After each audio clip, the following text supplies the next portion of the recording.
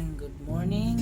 Kasi may lakad tayo ngayon, kailangan natin ng agahan, no? Sabi pa nga, unahin muna natin ang Diyos sa lahat ng ating gagawin. May lakad ako ngayon, papunta akong Calamba pagkatapos nito dahil may magandang bagay na inutos ang aking pastor. So kailangan nating medyo agahan ang ating devotion para hindi tayo maabala sa oras, kasi mayroong oras na hinahabol yung gawain sa araw na ito. Let's go, let us worship the Lord, let us sing a song for Him. Hallelujah.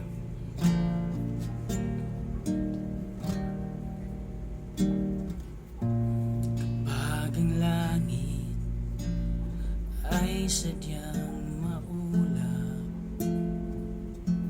at suliranin mo sa'yo'y napakahirap, kapag ika'y nag-alinlangan sa kanyang kapangyarihan, manalangin ka't ika'y pakikinggan. Simula nang mapagmasdan ang kapaligiran, mamamangha ka sa taglay niyang kagandahan. Nag-aawitan, bulaklak na nagagandahan, di ba't mahal sila ng Diyos kailanpaman. Ngunit higit ang pag-ibig niya sa'yo, higit sa bawat nilikha niya sa mundo. Ang mga halaman ay kaniyang inalagaan, lalo kanyang iniingatan. Simula nang mapagmasdan ang kapaligiran, mamamangha ka sa taglay niyang kagandahan. Mga ibong nag-aawitan, bulaklak na nagagandahan, di ba't mahal sila ng Diyos kailanpaman. Ngunit higit ang pag-ibig niya sa'yo, higit sa bawat nilikha niya sa mundo.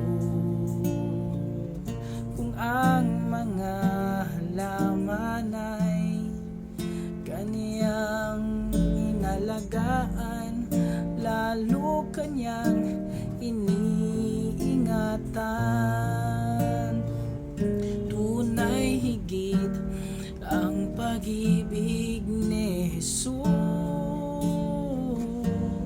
higit sa bawat suliraning taglay mo.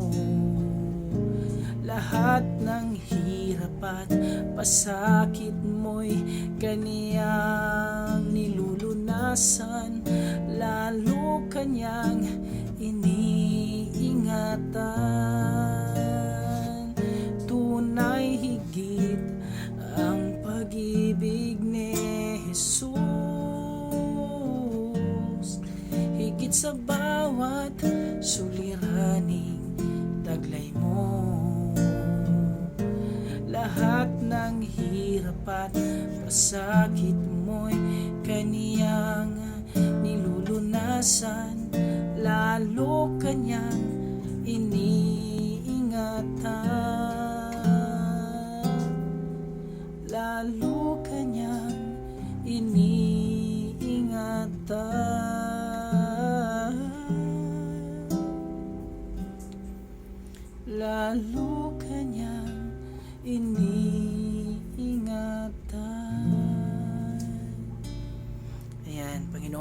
maraming salamat sa umaga.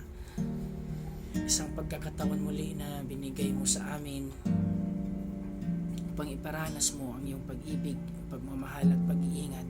Sa umagang ito, gamitin mo ang iyong salita, hayaan mo ang iyong salita na manahan sa buhay namin at magkaroon ng lugar sa puso namin upang isabuhay at upang sundin bilang kalakasan at maging bilang kasiyahan sa aming patuloy na paglilingkod sa iyo.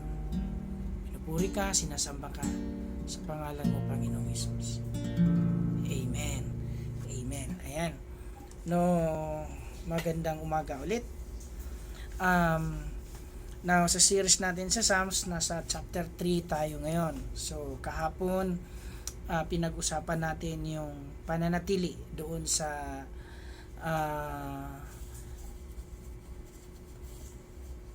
pananatili natin sa kanlungan ng Diyos, no? So, napakahalaga na mananatili tayo sa kanlungan ng Diyos dahil doon tayo merong kasiguraduhan at merong katiyakan sa lahat ng bagay. Sa umagang ito, we are in chapter 3. Tingnan natin kung sorry po. Hindi pa talaga maalis-alis yung sipon ko eh.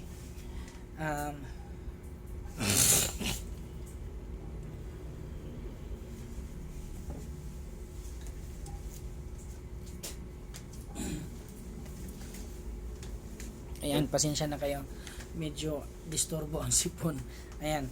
Now, ulitin ko, chapter 3 tayo ngayon. Kahapon, we discuss about yung pananatili doon sa kanlungan ng Panginoon. Sa umagang ito, tingnan natin kung ano na naman ang mga salita na ibibigay ng Diyos sa atin sa chapter 3 ng Psalms at kung paano tayo kakausapin ng Diyos sa pamamagitan nito.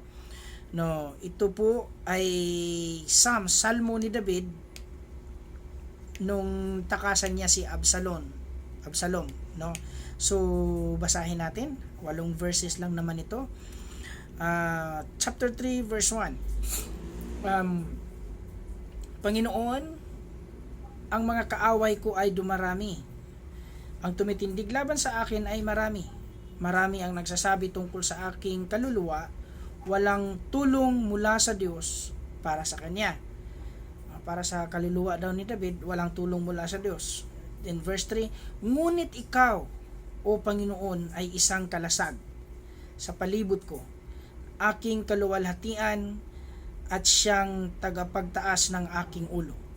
Ako'y dumadaing ng malakas sa Panginoon at sinasagot niya ako mula sa kanyang banal na burol. Ako'y nahiga at natulog. Ako'y muling gumising sapagkat inalalayan ako ng Panginoon. Sa 10,000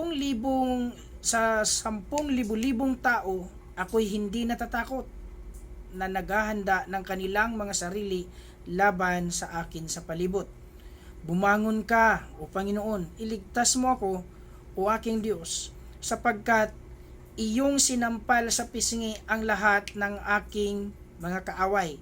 Iyong binasag ang mga ngipin ng masasama, no? So, in verse 8, ang pagliligtas ay sa Panginoon. Sumaiyong bayan nawa ang iyong pagpapala. Now, napapansin ko dito sa 3 Psalms natin, sa 3 chapter ng Psalms na natapos na natin, nasa panghuling verse palagi ang highlights, no?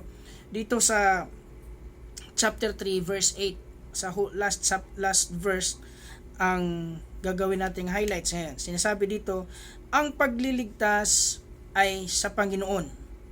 Sumaiyong bayan nawa ang iyong pagpapala.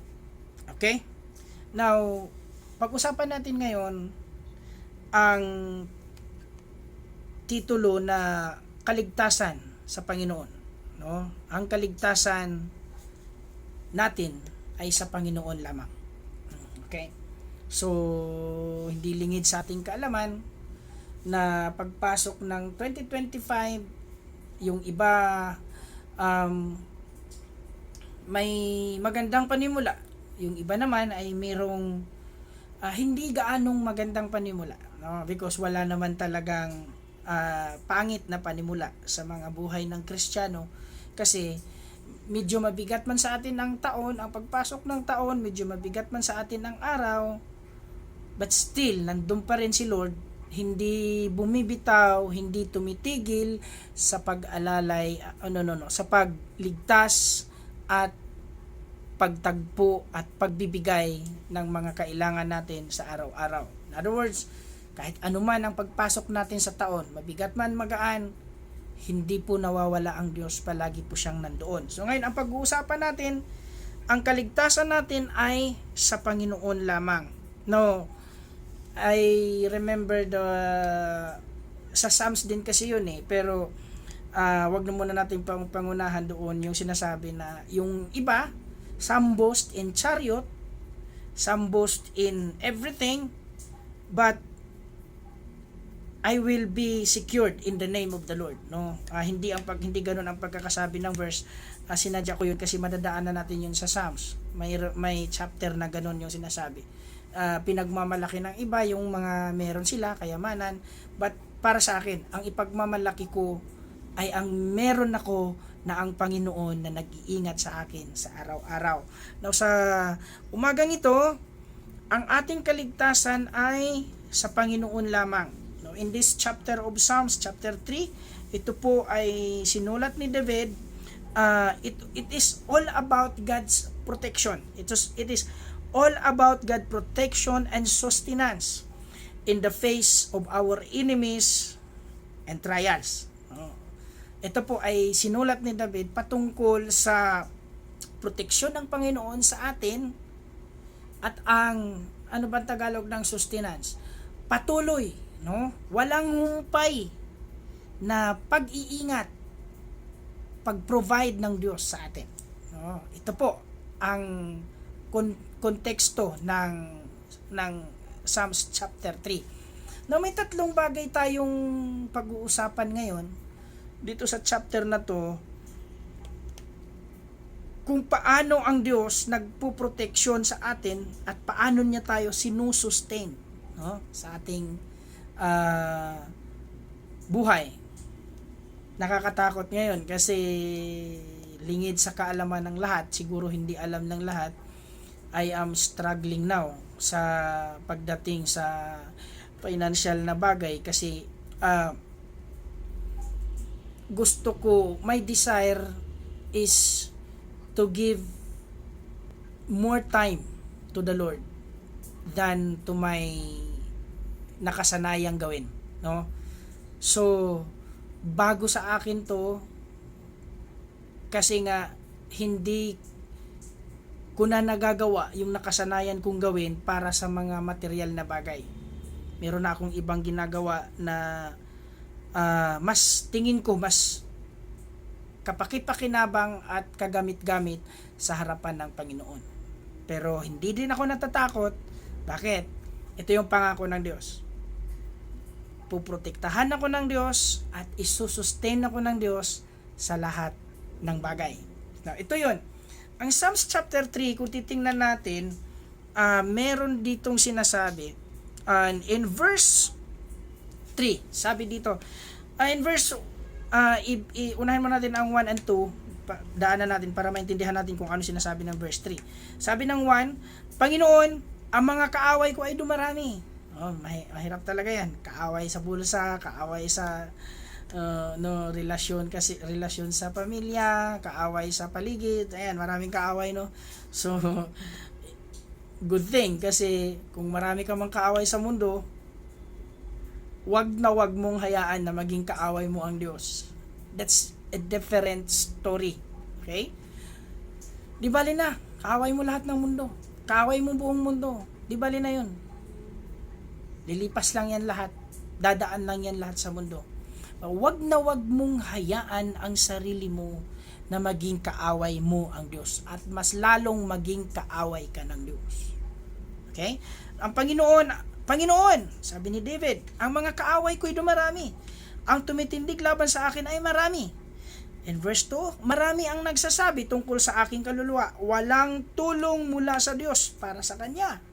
Parang nawala na si David dito ng pag-asa, no? Kasi sabi niya, wala nang tulong yung Panginoon sa kanyang kaluluwa. Now, tingnan natin ang verse 3. Ngunit ikaw, o Panginoon, ay isang kalasag sa palibot ko, aking kaluwalhatian at siyang tagapagtaas ng aking ulo. Okay, ayan. Now, tingnan natin. Dito makikita natin yung tinatawag na God's protection. Protection ng Diyos. No? Ang dami kasi nating pinagdadaanan sa buhay natin. Maybe ang dami mong mga hinaharap ngayon, no? Na nagdudulot sa'yo, it will endanger your faith, it will endanger your life, and it will endanger your commitment to the Lord. Maybe, may mga ganon. So, pinangako dito, sinasabi dito sa verse 4, God's is our protection. Ayan. Ang Diyos ang ating protection. Siya ang ating kalasag, no? God is a shield around us and He lift us up when we are down, when we are low, when we are in the downside, in the down part of our life. Siya po ang nag-aangat sa atin. Siya po ang nagpuproteksyon sa atin. Siya po ang naging kalasag natin. Siya po ang naging shield natin sa lahat ng ating pagdadaanan. No? Napakaganda po na sa paglilingkod pala natin sa Panginoon, nandyan ang Diyos na naging kalasag natin. He is protecting us. He is give us the assurance. He gave us the assurance of protection. Kung ano man ang iyong mga dinanas ngayon, mga pinagdaanan, mga hinaharap, mga problema na hinaharap, mga pangangailangan na hinaharap, mga pagsubok na hinaharap, know that your God is your protection. Siya po ang naging kalasag, maging kalasag mo sa lahat ng oras. Now, napakaganda. Mayroon akong nakitang video kagabi. It's all about mahilig kasi ako manood ng mga video na mga inspirational videos. Sinabi doon na bakit ko paglingkuran ang Diyos kung parehas lang naman kami ng makasalanan nakakaranas ng kahirapan. Tanong niya doon. Mayroon kasing isang vlogger na nagsishare ng Word of God and then pinapatanggap ang Panginoong Hesus bilang Diyos at tagapagligtas. Ang sagot niya ganito, bakit ko tatanggapin at kilalanin ang Diyos kung parehas lang naman kami ng mga makasalanan nakakaranas ng kahirapan? O nga din naman, no? Pero ganito yon. Malaki po ang kaibahan sa makasalanan na nakaranas ng kahirapan sa mga anak ng Diyos na nakaranas ng kahirapan. Okay, malaki po ang kaibahan doon. Okay? Now, take note that the sun shines in both good and evil. Ang araw ay sumisikat para sa masasama at sa mabuti. Tama? Take note that the air flows for both good and evil. Huwag mong kalimutan na ang hangin ay nagbibigay ng buhay. Whether bad or good, whether good or evil, no? Pinoprovide. Parehong lumalanghap ng hangin. Pero malaki po ang kaibahan, ulitin ko, ng makasalanan na nakaranas ng kahirapan at ng mga anak ng Diyos, naglilingkod ng Diyos na nakaranas ng parehong kahirapan. Malaki po ang kaibahan. Isa sa mga popular story ng mga Cebuano pagdating sa preaching illustration is ganito. May isang barko daw na bata pa ako, narinig ko na to ng mga kwento sa mga Cebuano preachers. May isang bata daw na nakasakay sa barko, no? At nung dumaranas na ang barko ng very tremendous, very critical na situation, na storm sa laot o sa dagat, the boat is about to sink, no? Malulunod na ang barko. But one child in the cabin room, she keep on playing. Naglalaro lang ang bata doon sa cabin room. Parang yung lahat nagpapanik na, lahat na pinagtatapunan nila yung mga gamit nila, gusto na nilang tumalon because they know na malulunod na ang barko. Okay? They know na mamamatay sila, malulunod na ang barko. But one little child, she's playing in the cabin room. Tumatawa siya, naglalaro siya. And then lumapit yung isa sa mga concerned na pasahero ng barko. Sabi ng tinanong siya ng isang matandang babae, yung bata, ining sa Bisaya, ining, ano ba yan? Inday, no? Sabi, ining, hindi ka ba natatakot na malulunod na tayo? Hindi ka ba natatakot na mamatay? Malunod na ang barko, oh. Naglalaro ka pa rin. Nag-i-enjoy ka pa rin dyan. And this is the answer of the child according to the story. Sabi ng bata, hindi naman ako natatakot. Bakit hindi ka natatakot? Ito ganyan. Malunod na ang barko. Hindi ka ba natatakot na malunod, mamatay? Sabi ng batang babae, hindi ako natatakot. Kasi, yung kapitan sa taas, tatay ko yan. He's my father. Yung kapitan sa taas na nagpapatakbo ng barko, is my father. Bakit ako matatakot? The child knows, alam ng bata na kahit anong mangyari, tuluyan mang malunod ang barko, hindi siya pababayaan ng tatay niya. Kasi tatay nga din naman niya ang kapitan. No? It's very, very popular story sa mga Cebuano na mga preacher. Ganon din tayo. Kahit anong mangyari, kahit anong dinanas mo ngayon, kahit anong pagsubok o kahirapan meron ka ngayon, know that God is your Father. Dapat alam mo na ang Diyos ay iyong Ama. Siya po ang nagpuproteksyon, nag-iingat sa iyo. Tama? Now, pangalawa, titingnan natin dito. In verse 4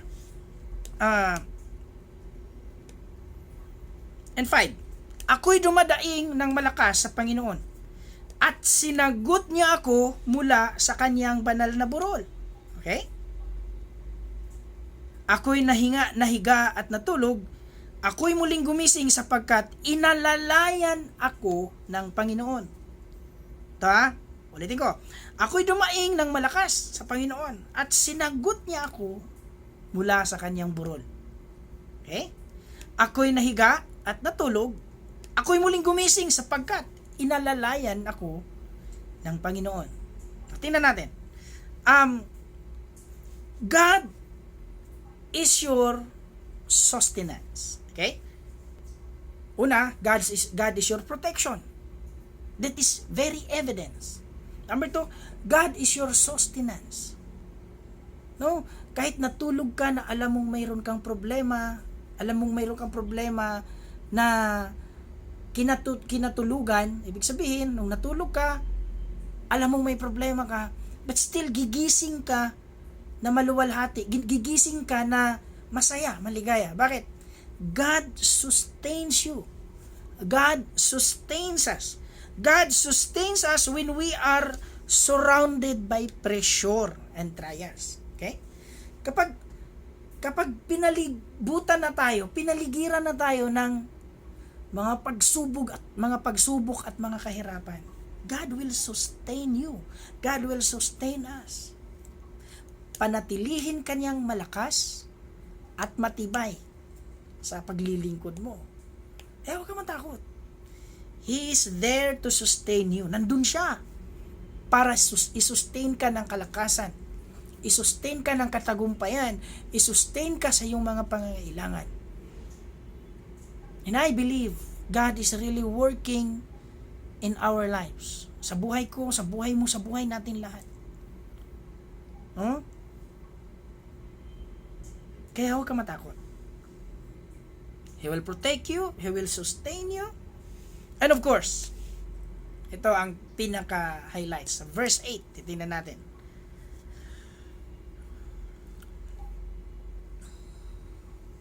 Ang pagliligtas ay sa Panginoon. Sumaiyong bayan nawa ang iyong pagpapala. Wow. So meaning, pangatlo, una, God's protection is available. God's sustenance is evidently seen sa buhay mo, sa buhay natin. And of course, the salvation of God. Palaging nandun. No? Ang kaligtasan na galing sa Diyos, palaging nandun sa lahat ng sitwasyon natin sa buhay. Okay? Grabe, no? Makasalanan pa tayo, may kaligtasan na binigay ang Diyos sa pamamagitan ni Kristo. Kaligtasan na pangwalang hanggan. Nung naglilingkod tayo sa Panginoon, nung nagsiserve na tayo sa Panginoon, nung may faith na tayo sa Panginoon, nandun pa rin ang kaligtasan ng Diyos sa lahat ng bagay. Sa mga delikadong bagay sa buhay mo, iniligtas ka ng Panginoon, ililigtas ka ng Panginoon. Sa mga pagsubok na pinagdaanan mo, ililigtas ka ng Panginoon. Sa mga kahirapan na pinagdaanan mo, ililigtas ka ng Panginoon. Sa mga pangangailangan sa buhay, ililigtas ka ng Panginoon. Know that your God is your salvation. He is always saving us. He saves us in all circumstances. No? Kaya, patuloy ka lang. Huwag kang mag-alala, huwag kang mangangamba, huwag kang matatakot, at higit sa lahat, huwag kang panghinaan ng loob. Palakasin mo lalo ang iyong pananampalataya. Kasi, nandoon ang Diyos palagi. Nagliligtas sa iyo. Nagliligtas sa akin, nagliligtas sa atin, nagliligtas sa ating lahat. No? Kaya sa umagang ito, mga kapatid, huwag mong kalimutan, kahit anuman ang pinagdaanan mo, kahit anuman ang dinaranas mo, kahit anumang sitwasyon ng buhay meron ka ngayon, huwag mong kalilimutan na ang Diyos ang iyong proteksyon. Huwag mong kalilimutan na ang Diyos ang iyong sustenance. Huwag mong kalilimutan na ang Diyos ang iyong salvation. Okay? Ang Diyos ang iyong kalasag, ang Diyos ang iyong tagapanatili ng lakas at ligaya sa paglilingkod, at ang Diyos ang iyong kaligtasan sa lahat ng bagay. Sa umagang ito, pagpalain ka ng Diyos at patuloy sa paglilingkod ng may kagalakan, may pagsamba, panalangin at pasasalamat sa Diyos na siyang nagbibigay sa atin ng kasiguraduhan sa lahat ng bagay. Manalangin tayo. Panginoon, maraming salamat at binigyan mo muli kami ng panibagong kalakasan sa paglilingkod sa pamamagitan ng iyong salita. Continue, Lord, to use your word sa aming paglalakbay sa paglilingkod sa iyo, Lord God. Pagpalain mo ang bawat isa na makakinig, na makakita sa debosyon na ito. Pagpalain mo ang bawat isa na patuloy na umaasa sa iyong awa at sa iyong kaligtasan.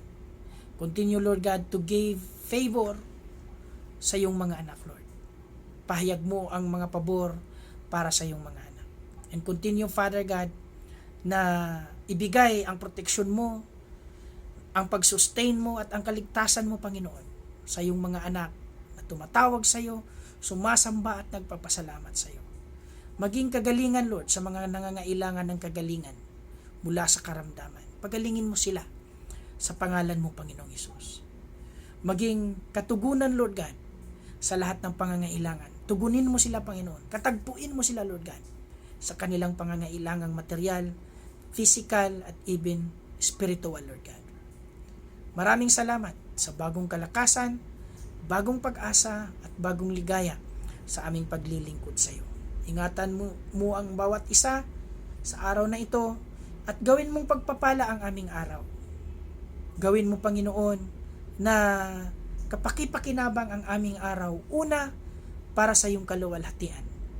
And of course, para sa aming paglilingkod sa iyo at sa aming patuloy na pagtitiwala, paniniwala, at patuloy na pagmamahal sa iyong gawain.